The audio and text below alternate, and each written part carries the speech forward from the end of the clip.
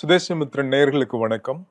காங்கிரஸ் கட்சியின் செய்தி தொடர்பாளர் திரு சந்திரசேகரன் அவர்கள் நம்மோடு இணைந்திருக்கிறார். காவிரி பிரச்சனை என்பது தமிழர்களின் நீண்டகால பிரச்சனையாக இருக்கிறது. மேகதாது அணை தமிழர்களின் உரிமைக்கு எதிராக இருப்பது நாம் அனைவரும் அறிந்தது. ஸோ இது குறித்து நாம் அவரிடம் விவாதிக்க இருக்கிறோம். வணக்கம் சார். வணக்கம் சார். இன்னைக்கு கர்நாடகாவில் காங்கிரஸ் அரசாங்கம் நடக்குது, தமிழ்நாட்டிலையும் காங்கிரஸின் கூட்டணி அரசு தான் நடக்குது. ஸோ இந்த விவகாரம் குறித்து, மேகதாது அணை குறித்த விவகாரம் தமிழக மக்களிடையே பெரும் கொந்தளிப்பை ஏற்படுத்தியிருக்கிறது. இப்போ மழையும் இல்லை, தண்ணியும் திறக்கல. ஸோ பேச்சுவார்த்தை நடக்குதுன்றாங்க. ஸோ இந்த அணை விவகாரம் பேசி தீர்க்க முடியுமா, இல்லை அதுக்கான சாத்தியங்கள் எப்படி இருக்குன்னு நீங்கள் சொல்லணும் சார். நீங்கள் முன்பே இன்ட்ரோவில் சொன்ன மாதிரி இது காவிரி இஷ்யூ அப்படிங்கிறது இன்றைக்கு நேற்றைக்கான பிரச்சனை கிடையாது. 1882 இந்த பிரச்சனை இருக்குது. முதல்ல ஆரம்பிச்சது. அப்புறம் மைசூர் ராஜ்தானியாக இருந்துச்சு. மைசூர் ராஜ்தானியாக இருந்த பொழுது அங்கிருந்த கிருஷ்ணராஜ உடையார்னு ஒரு மன்னராக இருக்கிறார் அந்த மைசூர் ராஜ்தானிக்கு.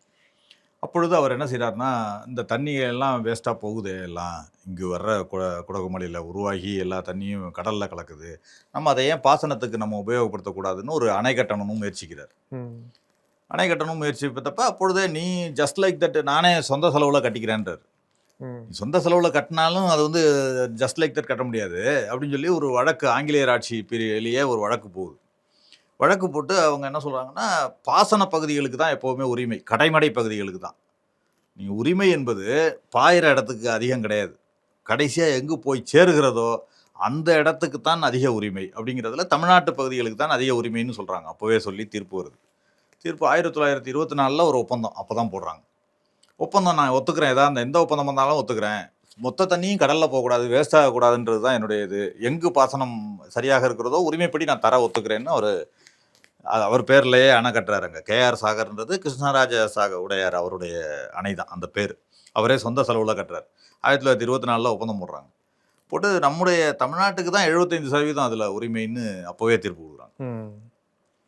75% உரிமை தமிழ்நாட்டுக்கு, 23 தான் கர்நாடகாவுக்கு, 1% பாண்டிச்சேரி, 1% கேரளான்னு பிரிச்சுக்கிறாங்க. அப்படி தான் பிரிக்கிறாங்க. அது தொடர்ந்து நடந்து கொண்டு இருக்குது. 50 வருடத்துக்கு போட்டு அப்புறம் 74 ஒரு பிரச்சனையாகி அது ரெனியூவல் பண்ணுறதுல பிரச்சனை, இதெல்லாம் தொடர்ந்து நடந்து கொண்டே இருக்குது.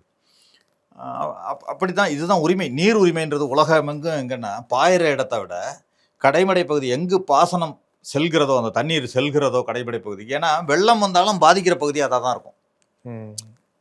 அதனால பாசனமும் அங்குதான் உரிமைன்றது தான் உலகம் ஃபுல்லா உள்ள ஒரு நீர் பங்கீடுல ஒரு நியதி, ஒரு உரிமைன்றது, நீர் உரிமைன்றது. அந்த வகையில தான் நமக்கு தான் அதிக உரிமை. அப்பதான் என்ன சொல்றாங்கன்னா, நீங்க எந்த அணை இனிமேல் கட்டினாலும் தமிழ்நாடு, பாண்டிச்சேரி, கேரளா அனுமதி இல்லாம நீங்க கட்ட முடியாது, புதிய அணை அப்படிங்கிறது தான். ஆனாலும் என்ன செய்யறாங்கன்னா, ஹேமாவதி, ஹேரங்கின்னு 2-3 அணைகளை என்ன பண்றாங்க, கர்நாடகா இந்த ஒப்பந்தத்துக்கு நடுவுலையே அவங்க என்ன செய்யறாங்கன்னா, மெயின் நதியில் கட்டாமல் துணை நதிகளில் கட்டுறாங்க, அணைகள் கட்டுறாங்க, அவங்க துணை நதிகளில் கட்டுறாங்க.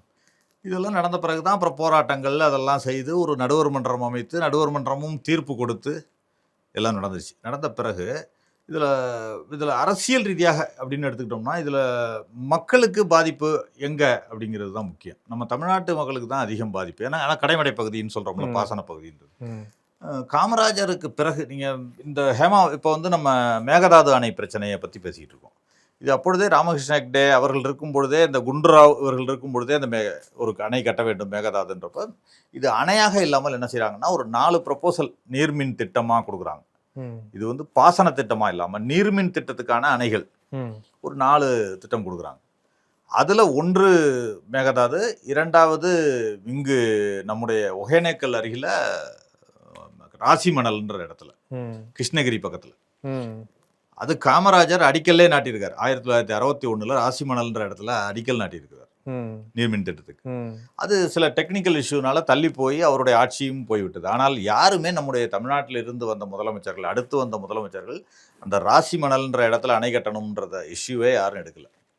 அவங்க மேகதாது இஷ்யூவை எடுத்துக்கிட்டே வராங்க.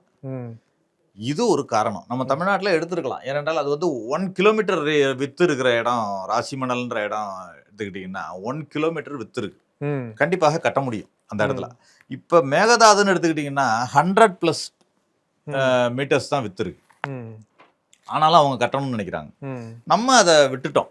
ம். அந்த உரிமை என்பது காமராஜரோடு போய்விட்டது தமிழ்நாட்டில் ம். அப்படிங்கிறத ஒன்று முதல்ல பதிய வைக்கிறேன். ம். இரண்டாவது இப்போ அங்கே கர்நாடகாலையும் எடுத்துக்கிட்டாலும் சரி, எப்பொழுது நமக்கு தண்ணீர் வறட்சி காலத்திலும் தண்ணீர் இல்லாத காலத்திலும் எவ்வளோ ஷேரிங்ன்றத அந்த ம். வாட்டர் அத்தாரிட்டி நடுவர் மன்றம் வந்து தீர்ப்பில் கொடுத்துருக்காங்க. ம். ஆனால் அதுபடி நம்மளுக்கு கொடுத்துருக்காங்களா ம். அப்படின்னு கேட்டால் இது வரைக்கும் இல்லை. ம். அந்த அந்த அது அங்கே கர்நாடகாவில் எந்த ஆட்சி வந்தாலும் சரி, ம். ஆனால் அதில் கரெக்டாக சரியாக ஒரு ரூல் ஆஃப் லா படி நடந்ததுன்னு பார்த்தோம்னா நம்ம காங்கிரஸ் அரசாங்கம் தான். அதுக்கு ஒரு உதாரணம் சொல்லப்போனால் ம். 2012 இதே மாதிரியே ஒரு வறட்சி வந்துச்சு. ம். எப்போவுமே 2 ஸ்டேட்டுக்கு இடையில ஒரு டிஸ்பியூட் வந்துச்சுன்னா அதை தீர்த்து வைக்க வேண்டியது ஒன்று பார்லிமெண்ட் இல்லை பிரைம் மினிஸ்டர். ம். பிரைம் மினிஸ்டர்னா நீர்வளத்துறையோ பிரைம் மினிஸ்டரோ அவங்க தலையிட்டு தீர்த்து வைக்கலாம்ன்றது ஒரு ஜோனல் கவுன்சில் இருந்துச்சு. ஒரு டிஸ்பியூட்ல இருக்கு. 2012 இதே மாதிரி வந்தப்ப ம். மன்மோகன் சிங் அவர்கள் தலையிட்டு வினாடிக்கு 9000 அடி கன அடி தண்ணி திறந்து விடணும்னு ஆர்டர் போட்டு திறந்து விட்ட வரலாறுலாம் ம். இருக்கு. ம். ஆனா இவர்கள் என்ன செஞ்சாங்கன்னா நடுவர் மன்றம் அமைத்தப்ப நடுவர் மன்றம் அமைத்து உச்சநீதிமன்றம் செல்றாங்க, அதுக்கு ரெவியூ போறாங்க. உச்சநீதிமன்றம் என்ன சொல்றாங்கன்னா நடுவர் மன்றம் அமைக்கலாம், அதுல காவிரி மேலாண்மை வாரியம் அமைக்கணும் அப்படின்னு சொல்லியிருக்காங்க ம். முழு உரிமையோட. அதுல ஒரு டெக்னிக்கலா ஒரு மிஸ்டேக் இல்லை. இந்த மோடி அரசாங்கம் தமிழகத்துக்கு எதிராக ஒன்று செஞ்சிச்சு. என்ன பண்ணாங்கன்னா காவிரி மேலாண்மை வாரியம்ன்றதுக்கு பதிலாக காவிரி மேலாண்மை ஆணையம்னு ஒன்று அமைச்சாங்க. இது ரெண்டுக்கும் வித்தியாசம் இருக்கு. ம். என்னன்னா அதுக்கு உதாரணம் சொல்ல போனால் இன்றைக்கு இந்தியாவில் நாட்டு அதாவது மாநிலத்துக்கு மாநிலம் நிறைய நதிநீர் வாரியங்கள் இருக்கின்றன. ம். நாட்டுக்கு நாடு நிறைய நதிநீர் வாரியம் இருக்கு. ம். நம்ம இப்போ பாகிஸ்தானோடையே சிந்து நதியை பகிர்ந்துக்கிறோம். ம். அது மாதிரி பிரம்மபுத்திரா நதி பகிர்ந்துக்கிறோம். ம். அது மாதிரி நிறைய இருக்கு. அதே மாதிரி இதில் நம்ம தென்பெண்ணையாறு ஒரு இஷ்யூ கர்நாடகாவோட நடந்துகிட்டு இருக்கு. நம்மளுக்கு இப்போ ஒரு இஷ்யூ நடந்துகிட்டு இருக்கு. தென்பெண்ணையாறு இஷ்யூ நடந்துகிட்டு இருக்கிறப்ப இப்போ அதுலேயும் ஒரு இப்போ சென்ட்ரல் கவர்மெண்ட் இப்போ வந்திருக்கு, தீர்ப்பு வந்திருக்கு. ம். அந்த தென்பெண்ணையாருக்கு ஒரு கேஸ் போட்டிருக்காங்க. அதில் ஒரு மார்க்கண்டேய நதின்னு ஒன்று அணை கட்டியிருக்காங்க. ம். அதை எதிர்த்து நம்ம தமிழ்நாடு கேஸ் போயிருக்கு. அதுக்கு உச்சநீதிமன்றம் சுப்ரீம் கோர்ட் என்ன ஜட்ஜ்மெண்ட் கொடுக்குறாங்கன்னா திட்டம் அந்த திட்டம் வந்து அது கட்டியிருக்காங்க, அணையே கட்டிட்டாங்க. மார்க்கண்டேய நதியில துணை நதி தென்பெண்ணை ஆற்றுல ஒரு நதியில கட்டியிருக்காங்க, அணை கட்டுறாங்க. அதை எதிர்த்து நம்ம கேஸ் போறோம். 2018 போறாங்க. போறப்ப உச்சநீதிமன்றம் என்ன சொல்லுதுன்னா இதுக்கு ஒரு நடுவர் மன்றம் அமைங்கன்னு சொல்றாங்க. இதுக்கு ஒரு வாட்டர் மேனேஜ்மெண்ட் போர்டு அமைங்க அப்படின்னு சொல்றாங்க. அதுக்கு சென்ட்ரல் கவர்மெண்ட் என்ன ஒரு 2 days பேக் என்ன பதில் கொடுத்துருக்காங்கன்னா இதை வந்து தனியா ஒரு நடுவர் மன்றம் அமைக்க வேண்டாம். இது வந்து கோவாவுக்கு இருக்கு மகதாயி நதிநீர் பிரச்சனைக்காக ஒரு வாட்டர் டிஸ்பியூட் போர்டு இருக்கு, அதோட இதை இணைச்சிடலாம் அப்படின்னு சொல்றாங்க. இது வந்து மறுபடியும் ஒரு குழப்பத்துக்கு மறுபடியும் அதோட போய் சேர்த்து பண்றதுக்கு ஏன் அவங்க செஞ்சாங்க அப்படிங்கிறது ஒரு பெரிய கேள்விக்குறி. உடனே அவங்க என்ன பண்றாங்க, சுப்ரீம் கோர்ட் ஒரு நோட்டீஸ் கொடுக்குறாங்க கர்நாடகாவுக்கும் தமிழகத்துக்கும், ஏன் அதில் இணைக்கலாமா வேண்டாமா. ஆக இன்னும் அது தள்ளிட்டு போகும். அதாவது மத்திய அரசு வந்து இதுல வந்து தேவையற்ற அரசியல் வீணான அரசியல் செய்யறாங்க. அவங்களுக்கு வந்து தமிழ்நாட்டுல எந்த ஸ்டேக்கும் இல்லை. முதல்ல மோடி கவர்மெண்ட்டுக்கு பாஜகவிற்கு தமிழ்நாட்டில் எந்த ஸ்டேக்கும் இல்லை. பெங்களூருக்கு குடிநீர் வேணும்னு ஒரு 5 TMC எடுத்திருக்காங்க. இந்த நடுவர் மன்ற தீர்ப்பிலே இருக்குது. 5 TMC வந்து பெங்களூர் குடிநீருக்கு அப்படின்னு ஒரு 5 TMC. இதெல்லாம் கழிச்சு தான் நம்மளுக்கு 177 தான் வந்திருக்கு.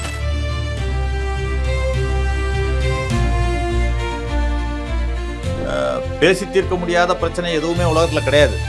ஆனால் இது ஒரு மக்களுக்கான உரிமை பிரச்சனையாக மாறின பிறகு அதுல பல சிக்கல்கள் இருக்கு பேச்சுவார்த்தை.